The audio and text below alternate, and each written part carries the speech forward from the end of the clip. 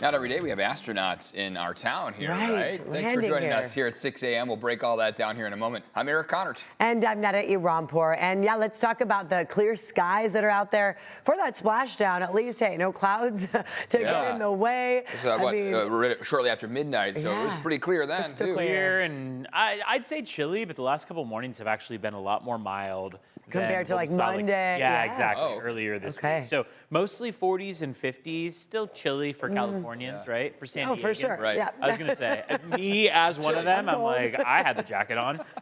It's this whiplash that we see from overnight to the afternoon, where overnight hours are chilly and then afternoon hours you wish you had the AC on a little higher because it is still warm in the afternoon and cold in the overnight stretch. This afternoon inland will be averaging about 83 degrees, 74 out by the coast, plenty of sunshine countywide, all as those Santa Ana winds die down. Take a look at how from this hour at 6 a.m. all the way through 6 p.m. we'll be watching as those winds progressively simmer down a bit, and we'll start to move toward a more calm Thursday and Friday. Winds will be back over the weekend, so we can expect a return to those Santa Anas pretty quickly, but at least enjoy this little break that we get and the sunny skies and warmer temperatures. Vanessa's checking in on the pre-sunrise view out there. We have I'd say another 10 before we start to see a little bit of light come through, but then 6:50 is sunrise. Okay, so we're almost there, and we have a lot of those cameras. I'll showcase them switching to day vision now. They were on night vision, a lot of them, and now we're seeing it's turned to day vision, so we'll give you a clear view of our freeways. I do want to start things off in the South Bay. That's where we're tracking a 3-vehicle crash. This is 5 southbound right at Palm Avenue. And the good news is it's looking like it's not really causing too much congestion as you make your way inbound from Nestor, San Isidro, or even the border area, 70-mile-per-hour speeds there. All right, here's what I'm talking about. This one, I know it looks like it's on night vision, but it's not. I swear there's some color in there. This is the 5 in both directions at Genesee, and this is up in the North County, 78 in both directions right at Nordal. Coming up in about 5-7 minutes or so, we'll take a look at what your Thursday travel times have in store. That's all ahead. Back to you guys. And now we are following this breaking news from overnight. So take a look at what happened here in San Diego. 4 astronauts now back on Earth after this 167-day mission in space. Yeah, the astronauts had to actually cut their mission short due to a medical issue. Still trying to learn more on that. They splashed down off the coast of San Diego just after midnight. CBS 8's Regina Urita live outside Scripps Memorial Hospital in La Jolla, where the astronauts were apparently transported here. Regina. Yeah, good morning, Eric and Netta. That's what we're learning so far, that 4 astronauts are here at the Scripps Memorial in La Jolla after an overnight splashdown off the coast of San Diego. A very unusual incident. This is the first time that NASA has had to cut their mission short because of a medical condition. They brought the crew home earlier than expected because of this medical concern involving one of the astronauts. Officials say that crew member is stable. Now, this all happened just before 1 a.m. The SpaceX Dragon spacecraft landed here around that time. The splashdown ends a 167-day mission in space. NASA says all 4 crew members are here at the hospital for additional medical evaluations. Over the past week, though, the agency stressed that this was not an emergency. The astronaut fell sick or was injured on January 7th, prompting NASA to call off the next day's spacewalk. Because of medical privacy concerns, NASA has not disclosed the identity of the affected crew member or given any details about the medical incident. Now, as far as the overnight splashdown, SpaceX guided the capsule. Staff quickly arrived at the scene to examine the capsule before it was hoisted onto the deck of the recovery vessel. Now, after an overnight hospital stay, the astronauts will return to NASA's Johnson Space Center in Houston. That's where they will return to their families and, of course, have additional medical evaluations. If there is a next rotation of space station crew members, it is scheduled for February. There could be an earlier date now that crew members have arrived here in San Diego earlier than expected. I'm Regina Urita, CBS 8. All right, Regina, thank you for that. And we know there'll be updates on the day about how they're progressing. Yeah, at the hospital. they're doing okay. Well, a second shooting in Minneapolis at the hands of an ICE agent has set off fresh clashes between protesters and federal officers there. U.S. officials tell CBS News that a Venezuelan migrant is expected to be okay after an agent shot him in the leg. CBS News' Jared Hill following the latest developments. New clashes between protesters and law enforcement overnight in Minneapolis, sparked by yet another shooting by federal agents. The city's mayor, Jacob Frey, is pleading for calm. Go home. We cannot counter Donald Trump's chaos with our own brand of chaos. The Department of Homeland Security said a Venezuelan migrant was shot in the leg after he and 2 other people attacked a federal agent with shovels and a broomstick during an arrest operation Wednesday evening. DHS says ICE was pursuing the man after he fled a traffic stop. They say after the shooting, he and others barricaded themselves inside an apartment. Eventually, federal agents made entry into the residence, and the individual was brought to an ambulance where he has been transported to the hospital. This latest shooting exactly 1 week after ICE agent Jonathan Ross shot and killed 37-year-old Renee Good. Yesterday, people gathered for a prayer vigil in her honor.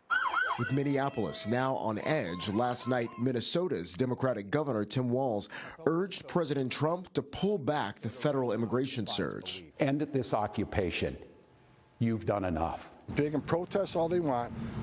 We're just going to double down and enforce the law. President Trump's border czar, Tom Homan, says ICE operations will continue. Jared Hill, CBS News. And a new national poll from Quinnipiac University finds that 53% of respondents, divided largely along party lines, believe the shooting of Renee Good was not justified. DHS Secretary Kristi Noem has said that the officer involved, Jonathan Ross, was hit by Good's vehicle and treated and released from the hospital the same day as the shooting. Yesterday, 2 U.S. officials briefed on Ross's medical condition told CBS News that he suffered from internal bleeding in his torso following that incident. And now we want to get you caught up on the latest out of Iran. Just moments ago, we learned the UN Security Council scheduled an emergency meeting to discuss Iran's deadly protests. This meeting was requested by the United States. President Donald Trump has not clarified what actions he might take against Iran, but he said Iran's planned executions are now on pause. Iran closed its airspace to commercial flights for hours yesterday without an explanation. Some personnel at a key U.S. military base in Qatar were advised to evacuate. And medical officials contacted by CBS News inside Tehran, the capital city, they believe the protesters' death toll now standing at least 12,000 people. And this morning, we're now learning more about a meeting that took place yesterday between the foreign ministers of Greenland and Denmark, Vice President J.D. Vance, Secretary of State Marco Rubio, and members of Congress. The foreign ministers say a fundamental disagreement remains with President Trump, who says the U.S. must rule Greenland in order to protect it from China and Russia. European leaders warn the disagreement could upend the NATO alliance. A number of NATO allies, including Germany and Sweden, say they are sending military personnel to Greenland. This morning, Verizon Wireless is urging customers to restart their phones following a massive outage yesterday. Did this impact you? Service has since been restored. Around 180,000 people reported outages at one point, with phones switching to SOS mode. In a statement, Verizon says it is truly sorry. The company let customers down and vowed to make this right by providing credits to customers' accounts. A lot of people wondering, why won't I send this text message? Later today, San Diego Mayor Todd Gloria will deliver his State of the City address. It's set to begin at 3 p.m. It'll be inside the council chambers in City Hall. And if you want to make your voice heard ahead of the mayor's address, there will be a public comment period, and that starts at 1 p.m. That'll also be at City Hall. All right, let's take a look outside here. Clear skies. Going to warm up again here today. Nice temps for mid-December. 70s and 80s January. continue across the county. January. What'd you say? In December. December? I wanted to do the holidays all over again. Earlier when I was 2026. No, broke a record January, yesterday in Borrego, and I almost set a 2025 record. Yeah. I was like, nope, we are in 26. So Yeah. we're all doing it. We're only More coffee, a small please. portion exactly the way in. Grab the coffee. We hope you're doing the same. Drinking that cup of coffee. Maybe grabbing a jacket as you head out the door. Might not need to be as thick of a jacket as you had on Monday morning, for example, when our overnight lows were down to the 30s. But I mean, it's still chilly out there in some cases as we start off the day. Wind gusts in Julian are going to be dying down. We had just touched on that. Stretch of warmer weather for us as we see those afternoon highs climb into the 10, 15, even closer to 20 degrees above average range. When you look at Ramona, for example, they're expecting a forecast high of 82 degrees versus normal of 66. San Diego, downtown, only about 8 degrees warmer than average. Chula Vista, 9 degrees warmer than average. So a shout out to those spots around the county, especially East County, where our forecast highs are going to be reaching well above normal. We had just shown how normal would be 66 in Ramona. Since about Sunday, we've seen those afternoon highs climbing into the above average range and climbing even more day over day. So Sunday was at 69, Monday 72, 77, 80, and then today's afternoon high forecast is 82 or so. So it seems like we will keep climbing on that chart there. Out the door right now, it is 39 degrees in Ramona, 50 in Escondido, 50 in Mira Mesa, 55 in Del Mar, and 50 in downtown San Diego. As far as the view outside goes, how about this? It was dark just a minute ago, but this is west facing, looking over the ocean. I mean, it's La Jolla, so of course it's beautiful out there. But wow, you already start to see those purple and orange tones coming on through. Sunrise at 6:51. Vanessa, I wish we could just sit on these shots. I know you have to take us to some trouble spots. I know, not so much of that reaction showcasing the traffic maps. In fact, pretty uneventful to say the least. We're tracking a crash involving 3 cars. It's not causing much slowing though as you make your way either north or southbound in from San Isidro. Maybe you're coming in from IB via Palm Avenue, but it looks like we're at average speeds there, 71 miles per hour. So, all right, let's go ahead and take you outside. Do I get a ooh-ah for this view? Probably not. Probably not. This is the 5 in both directions right at Genesee Ave. Yeah, we're seeing hints of a sunrise. I don't know. Let's see if this one's not any better. 78 in both directions. This is westbound as you make your way in from Escondido, headed towards San Marcos, and a pretty smooth ride headed eastbound towards that 15 connector. All right, travel time still in really good shape, anywhere between 10 to about 30 to get you southbound. The green, that's what we'd love to see. That means we're at average speeds. No major issues out of the North County nor out of the East County. 5 to 7 minutes for all of those drives. That includes out of Lemon Grove, the College area, as well as out of Santee. And last but not least, let's go ahead and pull up those travel times. Again, 3 minutes. I don't know why it's highlighted in yellow, but 3 minutes right now inbound from downtown to Coronado.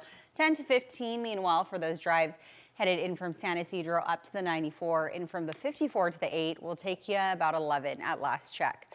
All right, 6:12 is the time. Let's go ahead and pull up those border wait times for you. About an hour 5 coming in from San Isidro's port of entry, and about 25 minutes less if you're traveling across the border in from Otay Mesa this morning.